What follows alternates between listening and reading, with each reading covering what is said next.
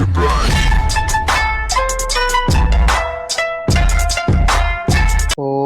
सदाशिवसमारम्भां श्रीशङ्कराचार्यमध्यमाम् अस्मदाचार्यपर्यन्तां वन्दे गुरुपरम्पराम्। वाक्चकारं वररुचिं भाष्यकारं पतञ्जलिं पाणिनिं सूत्रकारं च प्रणतोऽस्मि मुनित्रयम्। नमस्ते शारदे देवी काश्मीरपुरवासिनी त्वामहं प्रणौमि नित्यं विद्या बुद्धिश्च देहि मे। नमो नमः समेभ्यः भवतां सर्वेषाम् अद्यतनीय संस्कृतकक्षायां स्वागतम वंदनम अभिनंदनम। मित्रों, जैसा कि आप जानते हैं, यहाँ हम सब उपस्थित हुए हैं संस्कृत विषय को पढ़ने के लिए। और इस समय हम जो है संस्कृत भाषा का व्याकरण सीख रहे हैं, जिसके अंतर्गत हम प्रत्ययों के विषय में जान रहे हैं। जो लोग नए मित्र हैं उनसे मेरा निवेदन रहेगा कि आप जो पुरातन कक्षाएं हैं, जो पुरानी कक्षाएं हैं, उनके वीडियोस श्रुत जी के यूट्यूब चैनल पर उपलब्ध हैं, तो आप वहां से उसको देखते रहें ताकि आपको पुराना जो कॉन्टेक्स्ट है वो मिलता रहे, और जो आप नई चीज सीख रहे हैं उसको भी अपने अभ्यास में आप उपयोग करते रहें। तो जैसा कि आप जानते हैं, हम लोग प्रत्ययों के विषय में पढ़ रहे थे। प्रत्ययों का जब परिचय हमने सीखा था, तब प्रत्ययों को हमने 5 विभागों में, माफ कीजिए 4 विभागों में प्रमुख रूप से बांटा था। इसमें 5 में क्षमा करें, तो एक थे सुप, एक थे तिंग। सुप यानी शब्द रूप, तिंग यानी धातु रूप, और एक थे कृत प्रत्यय। कृत प्रत्यय लगभग हमने 12 या 13 कृत प्रत्यय थे, जिनके विषय में पढ़ा, और उनकी पूरी जानकारी फोटो के सहित, और वो लिस्ट जो थी वो मैंने आप लोगों के फॉर गुरुजी ओनली सेक्शन में भेज दी। आज से हम जो है तद्धित प्रत्ययों के विषय में पढ़ेंगे। और तद्धित प्रत्ययों के विषय में आप जानते हैं कि ये जो प्रत्यय हैं, जैसे कि कृत प्रत्यय केवल धातुओं के साथ होते हैं, वैसे ही तद्धित प्रत्यय केवल शब्दों के साथ। तो आज का जो हमारा विषय है वो है तद्धित प्रत्यय। जैसे कि आप ऊपर देख पा रहे हैं, तद्धित प्रत्यय, इनके विषय में मैं पूर्व में ही आपको परिचयात्मक ज्ञान दे चुका हूँ। तद्धित प्रत्यय वे प्रत्यय होते हैं जो शब्दों के साथ योजित किए जाते हैं, जिन्हें हम शब्दों के साथ जोड़ते हैं। तो अच्छा, शब्द भी कहाँ से बनते हैं? तो संस्कृत भाषा में ये कहा जाता है कि जितने भी शब्द हैं वो सभी धातुओं से ही निर्मित होते हैं। तो हम सीखेंगे आज कैसे धातु से एक शब्द बनता है, और शब्द में फिर हम तद्धित प्रत्यय लगाकर उसका हम संज्ञा पद या विशेषण पद, है ना, या फिर हम कहें सर्वनाम पद इत्यादि, हम पदों का निर्माण करते हैं। चलिए, तो हम शुरुआत करते हैं। तो तद्धित प्रत्यय में जो सर्वप्रथम जो प्रत्यय आते हैं वे 2 प्रत्यय हैं। एक का नाम है वतुप, एक का नाम है मतुप। मैं प्लस करके इसीलिए लिख रहा हूं क्योंकि दोनों प्रत्ययों का, सॉरी माफ करें मैं गलत लिखा था, तो मतुप प्रत्यय, तो वतुप और मतुप, ये दोनों ही प्रत्यय जो हैं एक ही हैं। मतलब एक व्यक्ति के आप समझ लें कि 2 नाम है ना। जैसे किसी किसी का नाम घर में कुछ और होता है, विद्यालय में कुछ और होता है, तो ऐसे ही ये दो प्रत्यय हैं। इनके प्रयोग के अनुसार, ठीक है, जैसे अगर कहीं पर मतुप जुड़ेगा तो वहां हम मतुप बोलेंगे, जहां बतुप लगेगा वहां उसको हम पतुप बोलेंगे। है दोनों एक ही चीज, ठीक है। अच्छा, अब यहाँ पर समझना हमको ये है कि जब ये किसी प्रत्यय के साथ जुड़ते हैं तो इनका अर्थ क्या होता है। इनका अर्थ होता है बाला, यानी कि योग्यता के अर्थ में। कल हमने इसके विषय में भी बात की थी, कल यानी इससे पूर्व की कक्षा में, यहाँ पर हमने सीखा था कौन सा प्रत्यय, अगर आप लोगों को याद हो, जहाँ पर मैंने बताया था कि ये प्रत्यय बाला के अर्थ में उपयुक्त होता है, ठीक है। तो जैसे कि यत हमने पढ़ा था, एक क्वप प्रत्यय था, एक णित प्रत्यय था, ये सारे किस अर्थ में थे? बाला के अर्थ में, यानी कि उसको करने के योग्य जो व्यक्ति है। तो ये दोनों प्रत्यय भी बाला अथवा योग्यता के अर्थ में उपयुक्त।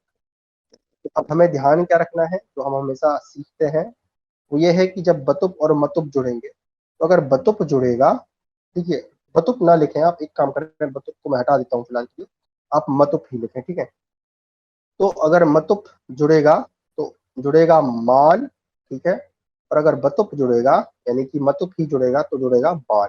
तो यानी कि जो मतुप प्रत्यय है वो कहीं पर मान के रूप में प्रयुक्त होता है, तो कहीं पर वान के रूप में प्रयुक्त। हम आगे उदाहरणों के माध्यम से सीखेंगे कि कहाँ पर मान लगाना है, कहाँ पर वान लगाना है, ठीक है। ठीक, आगे बढ़ते हैं। तो सबसे पहले हमारे पास एक शब्द आता है, जैसे कि वल शब्द है, ठीक है। ये बल शब्द है, इसका अर्थ होता है ताकत, पावर, अंग्रेजी में कहते हैं। अब ये जो बल शब्द है ये कोई धातु पद नहीं है, बल्कि शब्द है, यानी कि संज्ञा पद है। तो अब जब इस बल शब्द के साथ हमें प्रत्यय लगाना है, किस अर्थ में, कि जिसके पास बल है, जो ताकतवर है, ठीक है, क्योंकि जिसके पास बल होगा वही तो बल वाला होगा ना, मतलब वाला अर्थ में यानी कि बल के योग्य, जो इसी को हम कहेंगे बल वाला। तो बल जो शब्द है, इसमें हम जब वाला इस अर्थ की विवक्षा करेंगे, विवक्षा इत्युक्ते कि हमें उस अर्थ में ले जाना है, तो इसमें हम लगाएंगे कौन सा प्रत्यय, मतुप प्रत्यय। कौन सा लगाएंगे, मतुप। और जैसा कि मैंने आपको बताया कि जब हम बल के साथ मतुप जोड़ेंगे तो कहीं पर लगेगा मान, कहीं पर लगेगा वान। तो यहाँ पर जो जुड़ेगा वो जुड़ेगा, बल के साथ जुड़ेगा वान, तो हमारा शब्द बन जाएगा बलवान। क्या बन जाएगा, बलवान।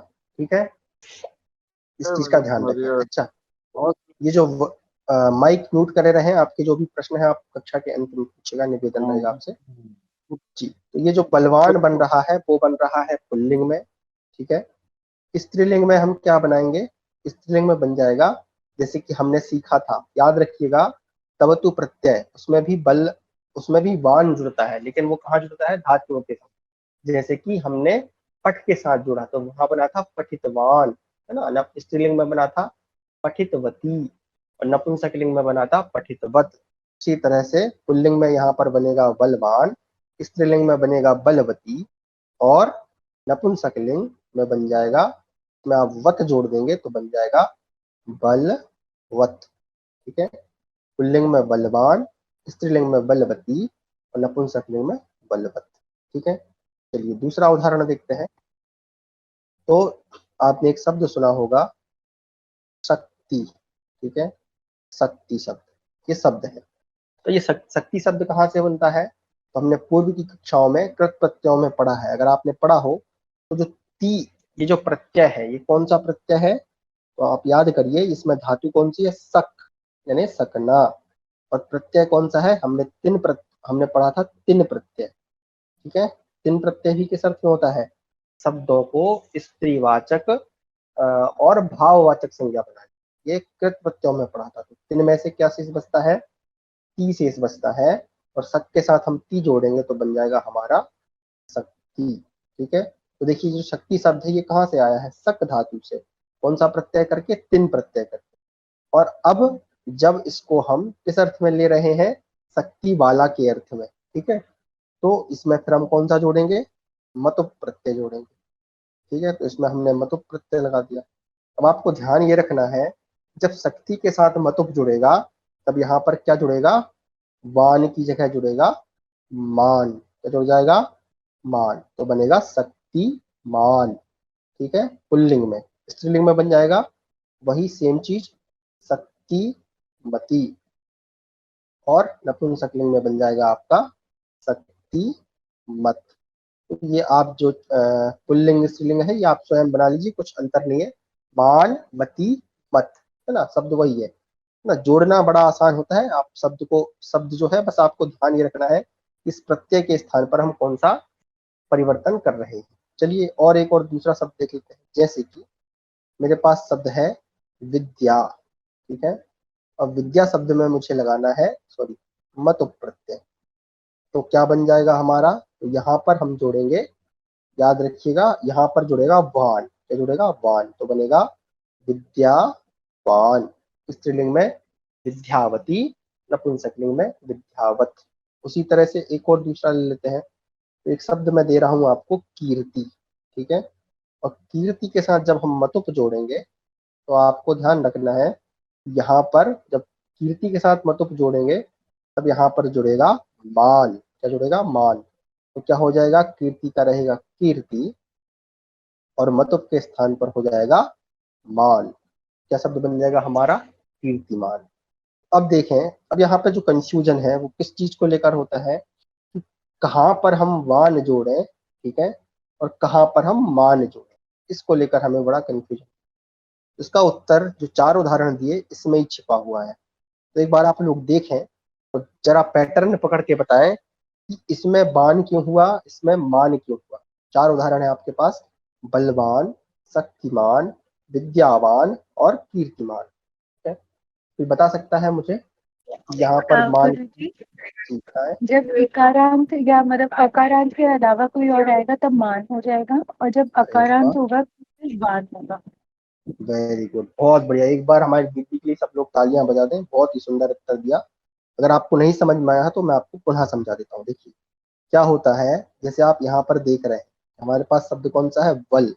अब ये जो बल शब्द है इसके अंत में कौन सा स्वर है, तो इसमें है अ, यानी कि अकार, यानी कि इसके अंत में क्या है, अकार है। तो हम क्या कहेंगे, ये जो बल शब्द है कैसा शब्द है, अकारांत है।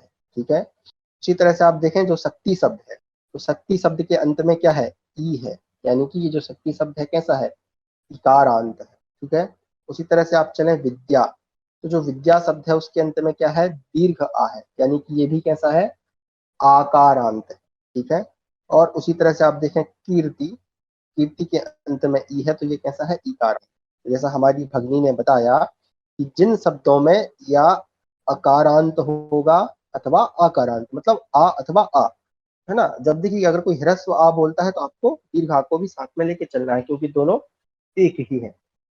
तो अगर किन्हीं शब्दों के पीछे अगर दीर्घ आ अथवा ह्रस्व आ है, तब वहां पर हमें जोड़ना है पान। ठीक है, और अगर आ और आ से भिन्न जितने भी स्वर हैं, तो कितने स्वर बच गए, एक बच गया ई, फिर बच गया ऊ, है ना, फिर आता है री, फिर आता है स्वर कौन सा, लरी।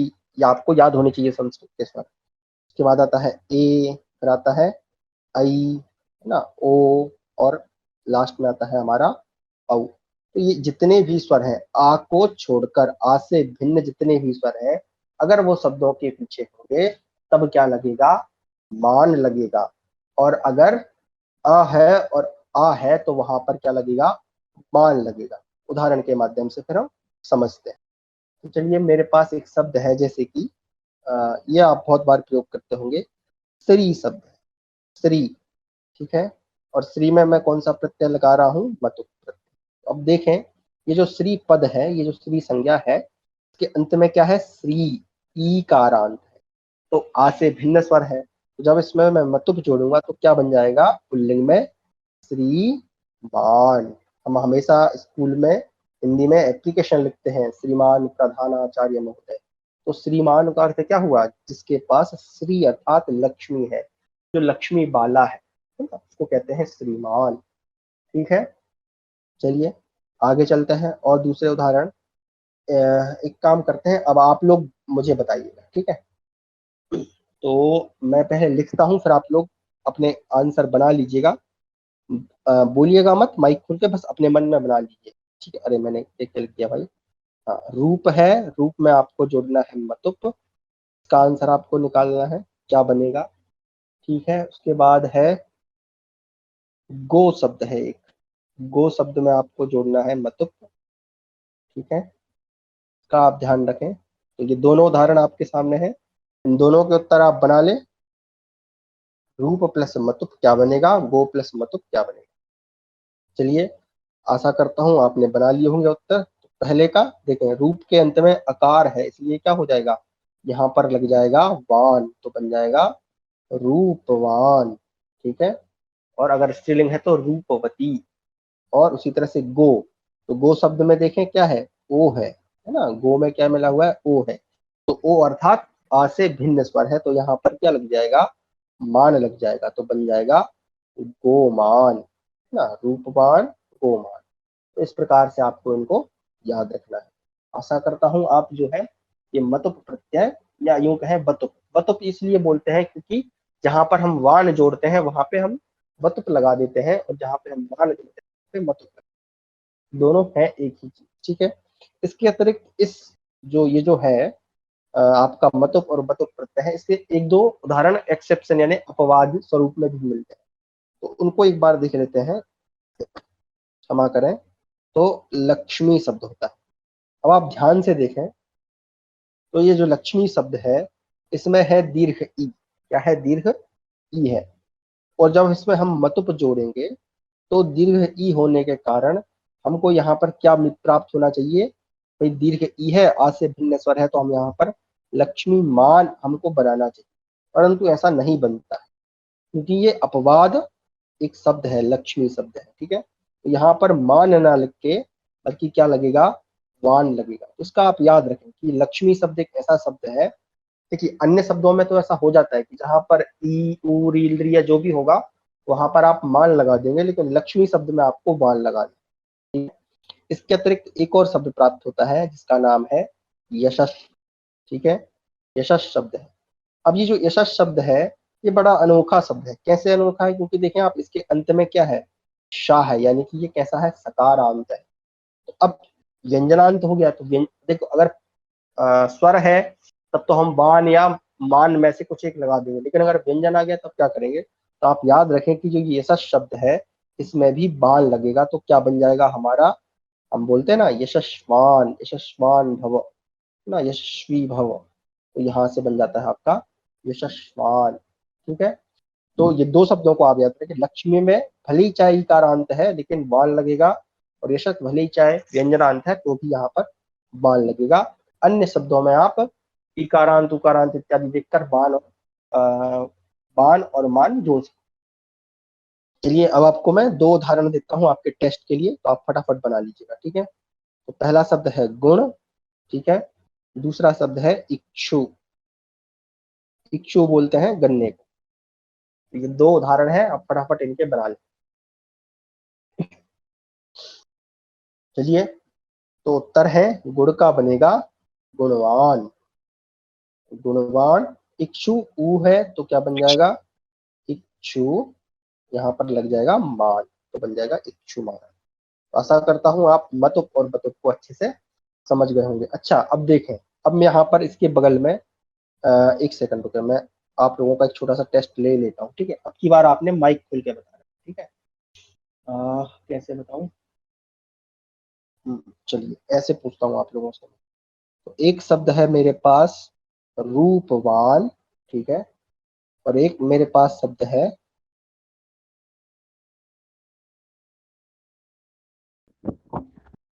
लिखितवान, ठीक है। एक है रूपवान, एक है लिखितवान। तो आपको बताना ये है, कोई भी व्यक्ति जिसको जो बोलना चाहता है, स्वागत है। रूपवान में कौन सा प्रत्यय है, लिखितवान में कौन सा प्रत्यय है, और प्रत्यय तो आप बता दें, लेकिन आपको साथ में ये भी बताना है कि क्यों, यहाँ पर ऐसा क्यों है, यहाँ पर ऐसा क्यों, क्यों का उत्तर जरूर दीजिएगा जी। रूपवान में तो मतुप प्रत्यय है, जी और जो वेरी गुड लिखितवान है उसमें जी, तवतु प्रत्यय है, बहुत बढ़िया, क्या बात है क्योंकि उसकी जो लिखितवान में जो धातु होती है वो लिख होती है, और ख जी में ई का वो जुड़ता है जब तवतु लगता है तो। जी, बहुत बढ़िया बहुत बढ़िया। और यहाँ पर हम शब्द क्या ले रहे हैं, रूप। तो बहुत बहुत धन्यवाद, आपने बिल्कुल सही उत्तर दिया। और देखें सभी लोग, आपको ये समझना होगा, कंफ्यूज नहीं होना है। देखिए मतुप कब लगता है, जब हमारे पास संज्ञा होती है, यानी कि शब्द होता है, तब मतुप लगता है। और तवतु कब लगता है, जब धातु होती है। तो लिख क्या है, एक धातु यानी क्रिया है। मैंने आपको बताया तवतु जो है वो कृत प्रत्यय है। कृत प्रत्यय केवल किनके साथ लगते हैं, धातुओं के साथ। तो बहुत सही उत्तर था हमारे भाता का। इनको बहुत बहुत धन्यवाद। और जिस तरह से आप जब ऐसे उत्तर देते हैं तो मेरा भी थोड़ा सा उत्साह बढ़ जाता है। धन्यवाद। आप अन्य लोग भी प्रयास करें गलत सही के विषय में। चलिए अब हम आते हैं हमारे दूसरे अगले वाले प्रत्यय पे। तो ये है, इनका नाम है तरप, और दूसरे का नाम है तमप। तरप और तमप ये तद्धित प्रत्यय है। देखिए हम अभी तद्धितों को पढ़ रहे हैं, तो आप मन में ये बना के रखें कि ये तद्धित प्रत्यय केवल शब्दों के साथ यानी संज्ञा पदों के साथ ही होते हैं। जैसे कि अगर मान लीजिए रम धातु है, ठीक है, तो रम का मतलब होता है रमना, कहीं पर लग जाना। अब इसी रम धातु से जब मैं तरह तरह की प्रक्रियाएं करके, उसमें प्रत्यय करके, संधि करके, सूत्रों के माध्यम से मैं एक शब्द बना लूंगा, तो वो हो जाएगा राम शब्द। तो ये रम इसकी धातु है, और राम जो है वो संज्ञा पद है। तो अगर मुझे तवतु लगाना होगा तो वो इस रम में लगेगा, और लेकिन अगर मुझे मतुप लगाना होगा तो वो इस राम में लगेगा। तो ये दोनों में बेसिक फर्क है, तो इसका ध्यान रखें। जी जी, भगवान का क्या विच्छेद होगा इसमें? इसका भगवान, जी। हाँ, तो उसमें भग शब्द आता है, और उसमें आप वतुप प्रत्यय लगा देते हैं तो भगवान बन जाता है। बहुत बढ़िया, क्या कितना अच्छा उदाहरण दिया। भग यानी शरीर और वाहन धारण करने वाला, यही है ना? नहीं नहीं, भग भग शरीर नहीं होता, भग शक्ति विशेष होती है जो शक्ति को धारण करे। अब भग जो है कई प्रकार के होते हैं, कई आचार्य 8 प्रकार के कहते हैं, कई 9 प्रकार के कहते हैं, है ना, और भी कई सारे व्याख्या मिलती है, पर आप देख लीजिएगा भग किसको कहते हैं। ठीक है, वो तो भग यानी मैंने शक्ति पूछा था विशेष। तो बोला कि श्री राम और जो कृष्ण थे उनको भगवान इसीलिए कहा जाता था कि जो परमात्मा का अंश शरीर शरीर के रूप में जो पैदा हुए थे, इसलिए उनको भगवान कहा जाता है।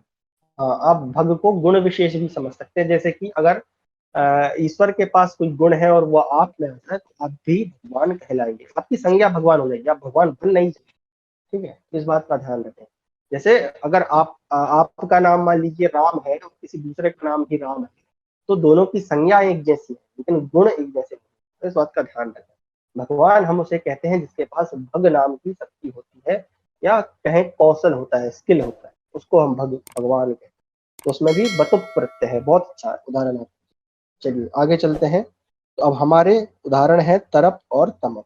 ठीक है, तो तरप, जब याद रखें दोनों एक ही जैसे हैं, और ये कब प्रयोग किए जाते हैं? जब दो चीजों में से, है ना, दो चीजों में से मान लीजिए मेरे पास एक कोई चीज है, मान लीजिए भैया चम्मच है। ठीक है, मैं चम्मच का उदाहरण देता हूँ कि एक मेरे पास चम्मच नाम की वस्तु है, एक मेरे पास थाली नाम की वस्तु।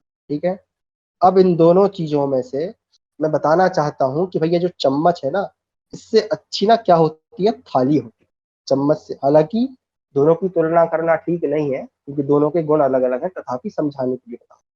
ठीक है, कि जो चम्मच है ना, उससे कौन सी चीज श्रेष्ठ है, थाली श्रेष्ठ है। ठीक है, तो जब दो वस्तुओं के बीच में हमें अंतर करना हो, दो व्यक्तियों के बीच में, दो वस्तु यानी किसी भी दो गुणवाची संज्ञाओं के बीच में हमें किसी एक को अगर श्रेष्ठ बताना हो, तब हम इन दोनों प्रत्ययों का प्रयोग करते हैं। एक तरप का करते हैं, एक तमप का करते हैं। तो याद रखिएगा, जो तरप है इसमें शेष बचता है तर। क्या शेष बचता है, तर। और जो तमप है इसमें शेष बचता है तम। ठीक है, तरप में बचेगा तर, तमप में बचेगा तम। अच्छा, इनके पुल्लिंग, स्त्रीलिंग, नपुंसकलिंग भी बनते हैं। ठीक है, इसको भी याद रखिएगा। वैसे तो पुल्लिंग का ही प्रयोग प्रायः होता है, स्त्रीलिंग नपुंसक का लिंग नहीं होता, इसलिए मैं आपको सिर्फ पुल्लिंग का बताऊंगा। तो तरप में बचेगा तर, तमप में बचेगा तम। चलिए उदाहरण के माध्यम से समझते हैं। जैसे कि मेरे पास एक शब्द है लघु। ठीक है, अब इस लघु में मैं लगा रहा हूं तरप। ठीक है, और यहीं पे साथ में मैं लघु शब्द है, इसमें मैं लगा रहा हूं तमप। तरप और तमप दोनों एक साथ बता के चल रहा हूं ताकि हमारा समय थोड़ा सा बच जाए। ठीक है, तो लघुतर और लघुत्तम आपने अगर सुना होगा तो क्या बनेगा, लघु का लघु रहेगा, शब्द का शब्द, तरप में से हमको लेना है तर, तो बन जाएगा लघुतर, और पुल्लिंग में हम लगा देंगे विसर्ग, तो बन जाएगा लघुतरहा। क्या हो जाएगा, लघुतरहा। उसी तरह से लघुत्तम आप करेंगे तो क्या हो जाएगा, लघु, यहाँ पर एक था का और का आगम होता है तो बन जाता है लघुत्तमः। क्या बन जाता है, लघुत्तमः। आप अगर पढ़ते होंगे गणित में तो एक होता है एचसीएफ और एलसीएफ, है ना, महत्तम समापवर्त और लघुत्तम समापवर्त। तो जो एलसीएफ होता है उसी को लघुत्तम, यानी कि बाकी सारी संख्याओं में जिसकी वैल्यू सबसे कम है, लघु है, उसको लघुत्तम कहते हैं, है ना। लघुतर यानी कि छोटा। जैसे कि मैं अगर कहूँ कि राम और लक्ष्मण में से जो लक्ष्मण है वो लघुतर है, यानी कि वो छोटे हैं। क्या आप यूं कह लें कि चारों भाइयों में जो क्या नाम था उनका, शत्रुघ्न है, वो लघुतर है, वो छोटे हैं। ठीक है, तो इसी प्रकार से क्या बन जाएगा, लघुतरः लघुत्तमः। आगे चलते हैं। ठीक है, अब मैं दूसरा शब्द ले लेता हूँ पटु। पटु का मतलब होता है बुद्धिमान, और उसमें हम जोड़ेंगे तरप, तो क्या बन जाएगा, पटु का पटु, तरप में से ले लेंगे तर, तो बन जाएगा पटु तरह। उसी तरह से आप अगर तमप लगा देंगे तो क्या बन जाएगा, पटु, क्या हो जाएगा, पटु तमः। तो इस प्रकार पटु तरप, पटु तरह, पटु तमप, सॉरी ये भी गलत लिख दिया मैंने, हाँ, क्या हो जाएगा, तमप, क्या हो जाएगा, पटु तमः।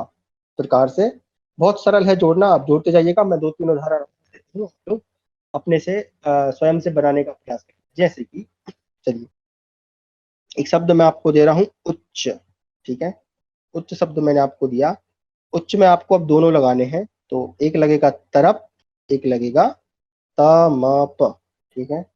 तो क्या हो जाएगा हमारा, उच्च का हो जाएगा उच्च तरहा, यानी जो सबसे ऊंचा है ना, और तमप लगा देंगे तो क्या बन जाएगा, उच्च तमहा, यानी कि जो सबसे ऊंचा। तो दोनों एक ही अर्थ में प्रयुक्त होते हैं, किन्हीं दो बीचों के बीच में, दो दो या दो से अधिक कहें, समूह में भी अगर हम कहें ना, जैसे बहुत सारी सीढ़ियां हैं, तो सीढ़ियों में जो सबसे लास्ट वाली सीढ़ी है ना, वो सबसे उच्चतर है, यानी सबसे ऊंची है, तो वहां क्या हो जाएगा, उच्चतरहा, उसी तरह से हो जाएगा उच्चतमः। इसके अतिरिक्त और भी शब्द हैं, जैसे कि तीव्र है तो तीव्र तरहा, मधुर है तो मधुर तरहा, मधुरतम। इस प्रकार से आप शब्दों को बनाते रहिएगा, मैं आपको जो है एक लिस्ट पूरी भेज दूंगा, आप चाहे तो अपने स्वयं से भी खोज के उसको ढूंढ सकते हैं, ठीक है। तो तरप और तमप समझ गए आप। आगे बढ़ते हैं।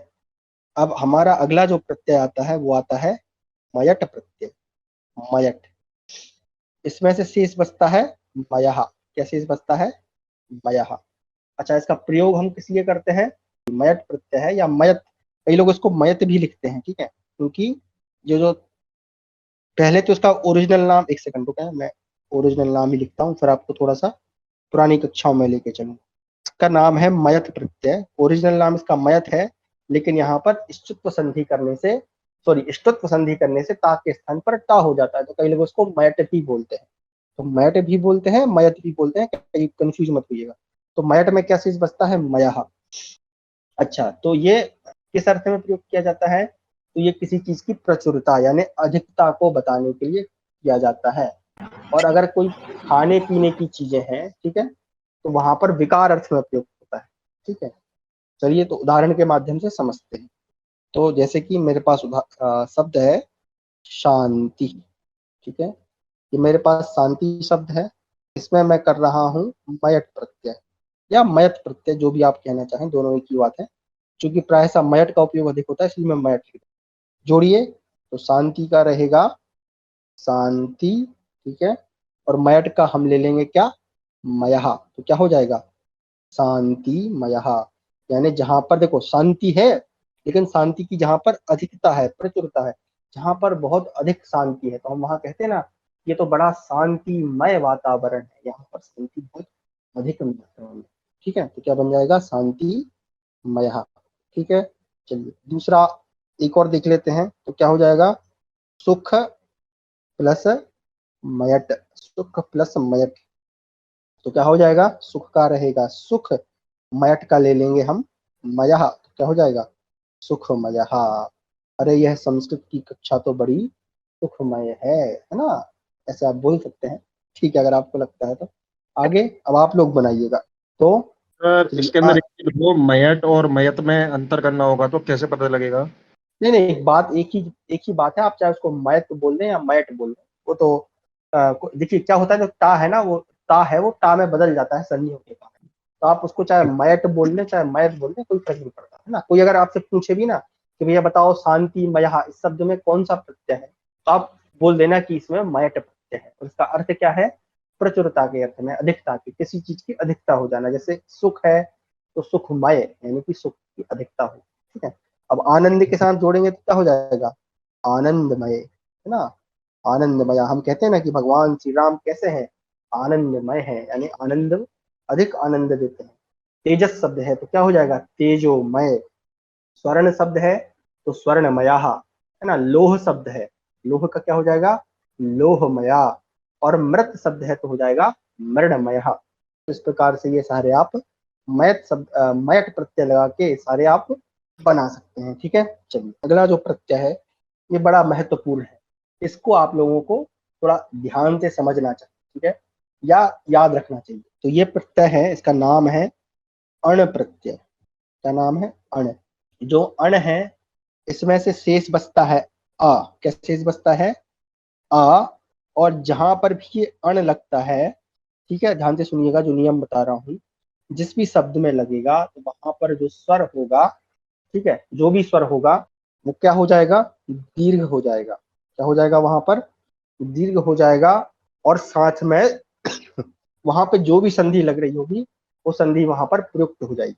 तो अण में आपको क्या समझना है, पहला तो कि अण में से केवल आ शेष बचता है और जिसके साथ भी जुड़ता है वहां पर दीर्घ हो जाता है, और जो भी संधि प्रयुक्त हो रही हो, चाहे वो स्वर संधि हो चाहे व्यंजन संधि हो, वो वहां पर लग जाती है। ठीक है, तो इसमें थोड़ा सा हमें दिमाग अधिक लगाना पड़ता है। अगर आपने संधियों को ठीक से पढ़ा है तो आप आसानी से इनको बना पाएंगे। ठीक है, तो जिन लोगों ने संधि पढ़ी है वो लोग, मैं चाहूंगा कि यहाँ पर आप अपनी संधियों का दिमाग लगाएं। मैं बताऊंगा नहीं कि यहाँ पर कौन सी संधि है, वो आप स्वयं से सोचें।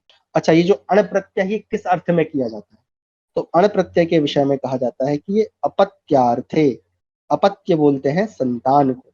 ठीक है, संतान अर्थात किसी भी व्यक्ति की जो संतान है उसको कहा जाता है अपत्य, है ना। अपत्यम पुमाम ऐसे करके एक सूत्र आता है, यानी कि संतान, जिस जो भी है उसकी जो भी संतान होगी उसी में हम क्या लगाएंगे, अण प्रत्यय लगाएंगे। ठीक है, संतान चाहे पुत्र हो अथवा पुत्री हो, दोनों के लिए प्रयोग होता है। आगे चलते हैं, उदाहरण से समझते हैं, ज्यादा स्पष्टता होगी। जैसे कि ये शब्द आप बहुत बार सुनते होंगे, मनु शब्द है। मनु शब्द में हम कर रहे हैं अण प्रत्यय, सॉरी मैंने अप लिख दिया, हम लोग कर रहे हैं अण प्रत्यय। ठीक है, तो अब आप ध्यान से देखें, ये जो अण है इसमें से शेष बचेगा आ। यहाँ पर मेरे पास क्या है, मनु। अब जिन्होंने संधि पढ़ी है जरा वो सोचे और मुझे बताएं कि यहाँ पर कौन सी संधि हो रही है, ये प्रश्न है आप लोग। स्वर संधि है और पहला भाग है स्वर संधि का दूसरा।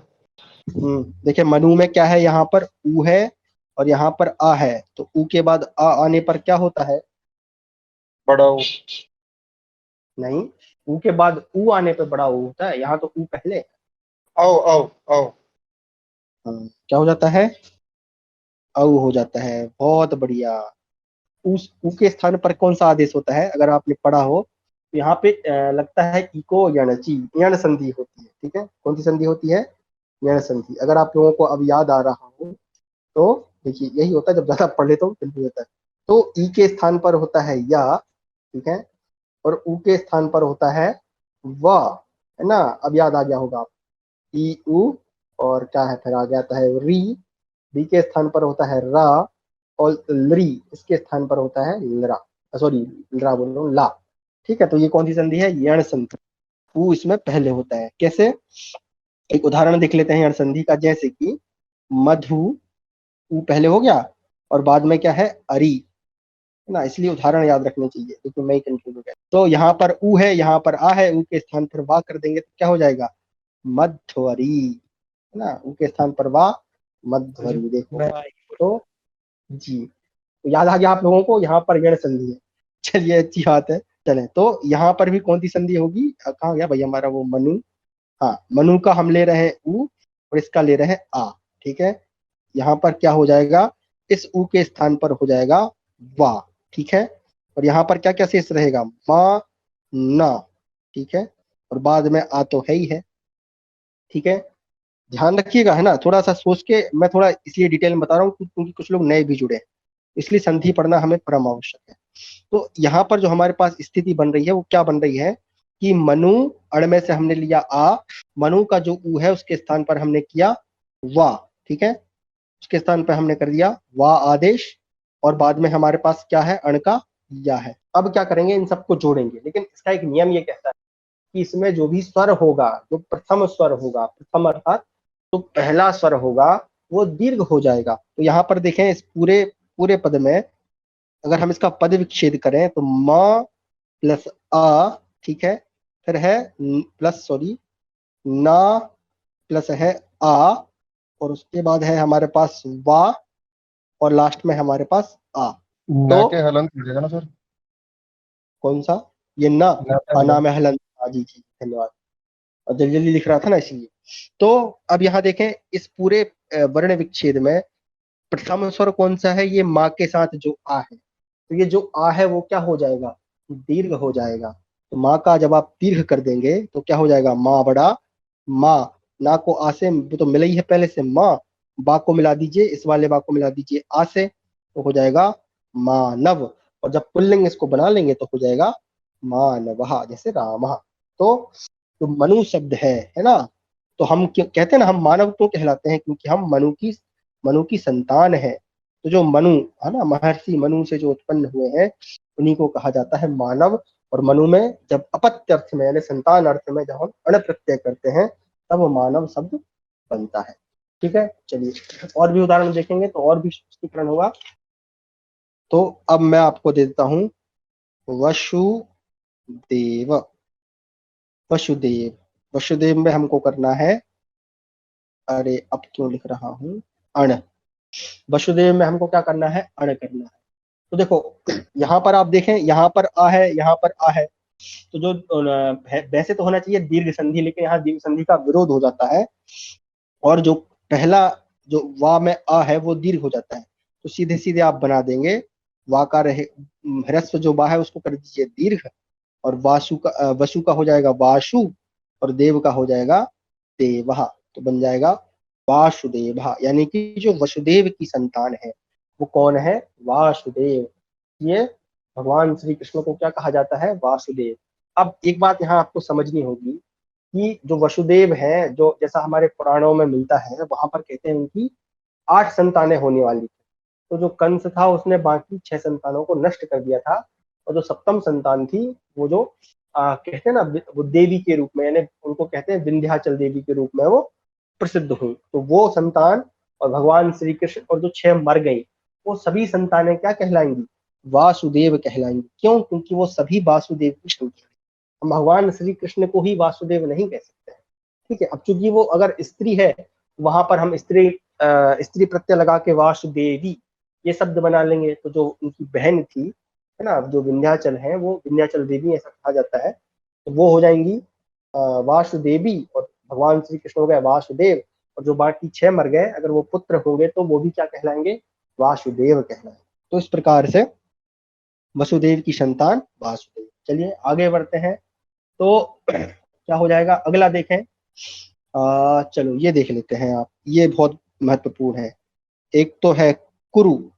कुरु में आप जब क्या करेंगे, अण प्रत्यय करेंगे, तो सारी संधि आप अपने से लगा लीजिए। यहाँ पर वही होगा, यहाँ पर क्या होगा, उ के स्थान पर वा, और यहाँ पर भी देखें आप उ है तो उ के स्थान पर औ आदेश हो जाता है। ठीक है, तो क्या बन जाएगा आपका यहाँ पर कौरवहा, क्या बन जाएगा, कौरवा। तो जो कुरु की संतान है, जो राजा कुरु है ना, उसको क्या कहेंगे, कौरवा। उसी तरह से पांडु शब्द है, तो पांडु से क्या बन जाएगा, जो पांडु की संतान है वो हो जाएंगे पांडवहा। ठीक है, एक सेकंड गलत लिख रहा हूं मैं, हाँ ये हो जाएंगे पांडवहा। आगे चलते हैं, और भी कई विशेष उदाहरण देख लेते हैं। जैसे कि शिव शब्द है, ठीक है, तो ये शिव, शिव का अर्थ होता है कल्याणकारी। तो शिव शब्द में जब हम अण प्रत्यय करेंगे, ठीक है, तो यहाँ पर क्षमा करें, जो शिव है उसमें जो ई है उसको आई आदेश प्राप्त होके बनता है शैवहा, है ना, तो बन जाता है शैवा। तो जो शिव की संतान है उनको क्या कहेंगे, हम शैव कहेंगे। और विष्णु की जो संतान है उसको कहेंगे वैष्णवहा। ठीक है, आगे चले, आगे देख लेते हैं। यदु एक शब्द आता है, यदु। ठीक है, और यदु में जब आप अण करेंगे तो बन जाएगा आपका यादवहा। तो जो यादव है, ठीक है, जिनको हम यादव कहते हैं, एक हमारे देश में एक जाति भी होती है। ठीक है, तो यदु यानी जो यदु की संतानें हैं वो क्या कहलाएंगी, यादवहा, यादव कहलाएंगी। ठीक है, उसी तरह से आप देखें एक और शब्द है, तो पुत्रहा। ठीक है, जो पुत्र है, पुत्र में आप अण कर दीजिए। ठीक है, तो यहाँ पर औ है, सॉरी उ है, उ का होगा औ संधि होके और बन जाएगा आपका पौत्रहा। क्या बन जाएगा, पौत्रहा। तो जो हमारे पुत्र की संतान है, देखिए पौत्र किसको कहा जाता है, हमारा जो बेटा है, हमारा जो पुत्र है, उसके बेटे को हम कहते हैं पौत्र। पौत्र अर्थात हमारा नाती, है ना, अगर नाना है तो नाती, दादा है तो पोता। तो यानी कि पुत्र का जो, या पुत्र अथवा पुत्री का जो बेटा है उसे हम कहते हैं पौत्र। इसी तरह से वशिष्ठ का हो जाएगा वासिष्ठ। ठीक है, अश्वपति का हो जाएगा अश्वपतः। तो इसी जैसे धनु, एक धनु शब्द है, धनु से बन जाता है दान। तो इस प्रकार से आप जो है इनको समझते रहिएगा। तो अपत्य अर्थ में हम किसको करते हैं, अण प्रत्यय को। इसके अलावा और भी अपत्य अर्थ के एक दो प्रयोग और मिलते हैं भाव अर्थ में, वो आपको मैं सीधा लिख के भेज दूंगा, आप इसमें से देख लीजिएगा, ज्यादा कठिन नहीं। अब आ जाते हैं हमारे अगले प्रत्यय पे। तो अगला हमारा प्रत्यय है ठक प्रत्यय। ठक ठक प्रत्यय है, इसमें जो शेष बचता है वो बचता है इक या इकाहा कह लें आप, पुल्लिंग में आप इकाहा कर लें, तो इक शेष बचता है। ठक से क्या शेष बचता है, इक। और ये किस अर्थ में किया जाता है, तो किसी भी पद को भाववाचक बनाने के लिए ना, भाव किसी भी संज्ञा पद का भाव बनाने के लिए, भाववाचक बनाने के लिए। देख लेते हैं फटाफट। तो शब्द है मेरे पास, इसमें भी दीर्घ होता है, ये भी ध्यान रखेंगे। तो मेरे पास है शरीर, शरीर में मुझे करना है ठक प्रत्यय। ठीक है, क्या हो जाएगा, शरीर में जो प्रथम स्वर है उसको दीर्घ कर देंगे, तो हो जाएगा सा, री और रा में आप इक लगा दें ना, रा अंतिम स्वर, अंतिम व्यंजन है, ठक के स्थान पर हमको करना है इक, तो क्या हो जाएगा, रा में ई जोड़ेंगे तो हो जाएगा सारीरी, सॉरी सारीरी, और कहा का रहेगा कहा, पुल्लिंग बनाएंगे तो शारीरिकहा, यानी जो शरीर का भाव है वो क्या है, शारीरिक। तो इस प्रकार से क्या बन गया आपका, शारीरिक। ठीक है, उसी तरह से आप देखें नगर शब्द है, तो नगर से क्या बन जाएगा, नगर में जब ठक प्रत्यय करेंगे तो हो जाएगा, पहला शब्द दीर्घ कर देंगे, तो ना जो ह्रस्व है वो हो जाएगा दीर्घ, हो जाएगा ना ग, रा में ई लगा देंगे तो हो जाएगा नागरी, और पुल्लिंग की विवक्षा में लगा देंगे विसर्ग तो हो जाएगा नागरिकहा ना, नगर से नागरिकहा। इसी तरह से आगे बढ़ते हैं, धर्म शब्द है। ठीक है, तो धर्म में आपको क्या लगाना है, ठक प्रत्यय लगाना है ना। तो ठक प्रत्यय लगा के क्या बनेगा, इसको दीर्घ कर देंगे, हाँ इसको दीर्घ करेंगे धा को, धा हो जाएगा, माँ का रहेगा माँ, माँ में लगा देंगे ई, रेफ का रहेगा रेफ, और ठक के स्थान पर हमको इक लगाना है एक्चुअल में। ठीक है, ये ध्यान रखेंगे। तो यहाँ बन जाएगा हमारा धार्मिक, यानी जो जिसके अंदर धर्म का भाव है उसे ही कहते हैं धार्मिक, है ना। एक और होता है, आपने सुना होगा कायिक, है ना, कायिक, काया प्लस ठक, तो कायिक। वाचिक है ना, वाच में जब आप ठक लगा देंगे तो हो जाएगा वाचिक ना। आध्यात्म आप बोलते हैं, तो आध्यात्म में जब आप ऐसा, या सॉरी आध्यात्मक में जब आप लगा देंगे ठक तो बन जाएगा आध्यात्मिक। या जैसे आप देखें समाज शब्द है, तो समाज में जब हम, जो समाज संज्ञा पद है इसमें जब हम ठक प्रत्यय करेंगे, ठीक है, क्या हो जाएगा, तो सा जो है उसको दीर्घ कर दीजिए, माँ का रहेगा माँ, जा में लगेगा ई, है ना, ठक्का लगेगा का, तो बन जाएगा सामाजिक, यानी जो जिसमें जो समाज का भाव है वही क्या होता है, सामाजिक। तो इस प्रकार से ये ठक प्रत्यय है। ठीक है, और भी तीन बचे हैं, नहीं तीन नहीं, पांच बचे। चलिए, पर आज हम क्योंकि अधिक ना हो जाए इसलिए इसको यहीं समाप्त करते हैं। शांति मंत्र के साथ हम समाप्त करते हैं। सर्वे भवन्तु सुखिनः, सर्वे सन्तु निरामयाः, सर्वे भद्राणि पश्यन्तु, मा कश्चित् दुःखभाग् भवेत्। नमो नमः मित्रेभ्यः, पुनः मिलामः।